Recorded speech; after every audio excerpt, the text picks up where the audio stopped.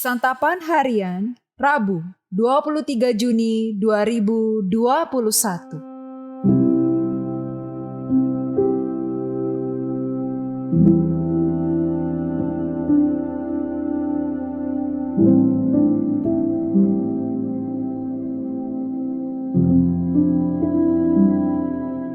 Inilah program Santapan Harian, sebuah program yang mengajak Anda menelusuri isi Alkitab, agar Anda menemukan makna firman Tuhan sesuai dengan konteksnya. Santapan Harian tertuju bagi Anda yang ingin memiliki kehidupan rohani yang segar, kuat, dan sigap.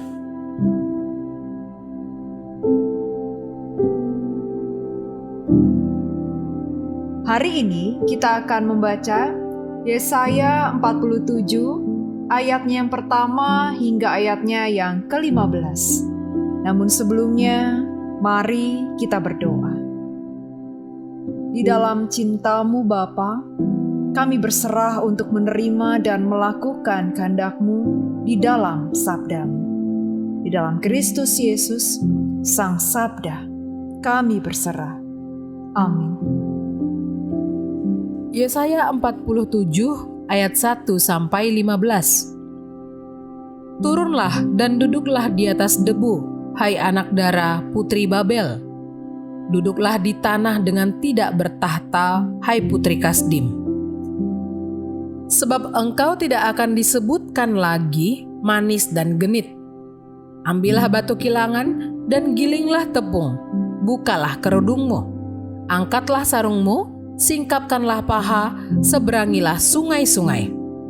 Biarlah auratmu tersingkap dan aibmu kelihatan. Aku akan mengadakan pembalasan dan tidak menyayangkan seorang pun. Kata penebus kami, Tuhan semesta alam namanya, yang Maha Kudus, Allah Israel. Duduklah dengan berdiam diri dan masuklah ke dalam gelap, hai putri Kasdim. Sebab engkau tidak akan disebutkan lagi ratu atas kerajaan-kerajaan. Aku tadinya murka terhadap umatku, menajiskan milik pusakaku, dan menyerahkannya ke dalam tanganmu. Dan engkau tidak menaruh belas kasihan kepada mereka, bahkan sangat memberatkan kukmu kepada orang yang tua. Katamu tadinya, untuk selama-lamanya aku tetap menjadi ratu. Sedang engkau tidak menyadari dan tidak memikirkan kesudahan semuanya itu.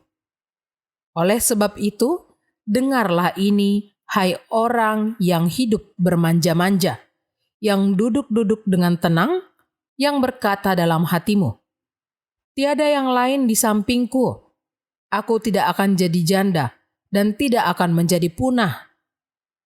Kedua hal itu akan menimpa engkau dalam sekejap mata, pada satu hari juga. Kepunahan dan kejandaan dengan sepenuhnya akan menimpa engkau, sekalipun banyak sihirmu dan sangat kuat mantramu. Engkau tadinya merasa aman dalam kejahatanmu. Katamu, tiada yang melihat aku.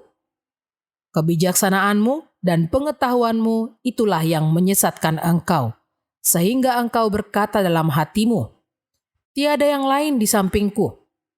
Tetapi malapetaka akan menimpa engkau, engkau tidak tahu mempergunakan jampimu terhadapnya. Bencana akan jatuh atasmu, engkau tidak sanggup menampiknya dengan mempersembahkan korban. Kebinasaan akan menimpa engkau dengan sekonyong-konyong, yang tidak terduga olehmu. Bertahan sajalah dengan segala mantramu dan sihirmu yang banyak itu, yang telah kau repotkan dari sejak kecilmu. Mungkin engkau sanggup mendatangkan bantuan, mungkin engkau dapat menimbulkan ketakutan. Engkau telah payah karena banyaknya nasihat. Biarlah tampil dan menyelamatkan engkau orang-orang yang meneliti segala penjuru langit, yang menilik bintang-bintang, dan yang pada setiap bulan baru memberitahukan apa yang akan terjadi atasmu.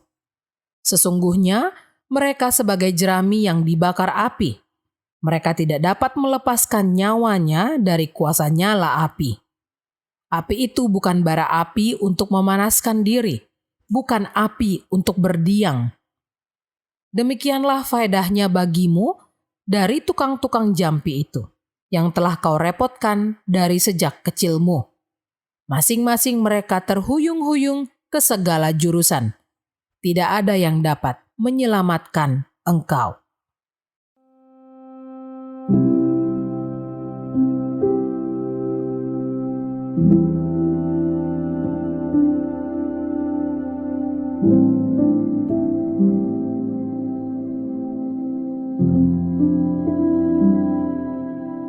Sahabat santapan harian, tiada yang melihat aku, tiada yang lain di sampingku.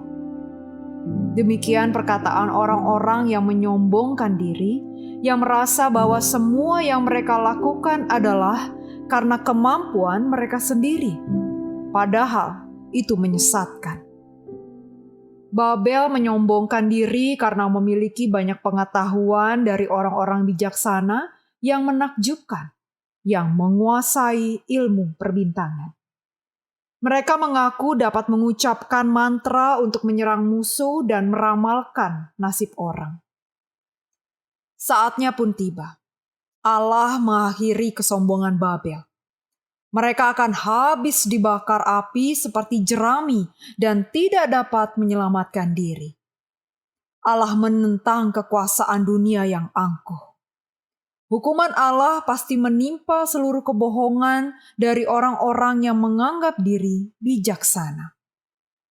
Diperhadapkan pada kenyataan di dunia, memang ada orang yang merasa aman dan terbiasa melakukan pelanggaran, bahkan kejahatan. Jangankan merasa bersalah, orang itu malah merasa bahwa tidak ada orang lain yang tahu perbuatannya dan seolah-olah kebal terhadap penghakiman Allah. Kejahatannya pun terus dilakukan dengan bangga. Orang yang merasa diri luar biasa dan tahu segalanya tidak akan berkenan di hadapan Tuhan. Hal ini menjadi pelajaran berharga bagi kita. Bahwasannya di atas kebijaksanaan kita ada Allah yang mengatur segalanya lebih daripada yang kita mampu pikirkan.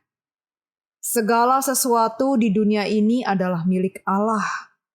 Diatur menurut kehendaknya dan dipakai untuk keadilannya. Saatnya telah tiba. Kesombongan diruntuhkan dan semuanya dikembalikan untuk kemuliaan Allah. Tiada gunanya memakai ilmu dan kecerdasan hanya untuk kesombongan diri. Allah telah memperingatkan bahwa orang yang demikian hanya akan berakhir dalam kehancuran. Kita bersyukur karena firman Tuhan selalu mengingatkan kita agar tetap merendahkan hati. Saatnya telah tiba untuk mengakui Allah kita sebagai Allah yang maha tinggi. Melalui pengakuan ini, kita akan terhindar dari kesia-siaan dan malapetaka. Mari kita berdoa. Engkaulah Tuhan, Engkaulah Raja. Engkaulah yang berdaulat atas kehidupan kami. Di dalam-Mu, Kristus, kami berserah penuh. Amin.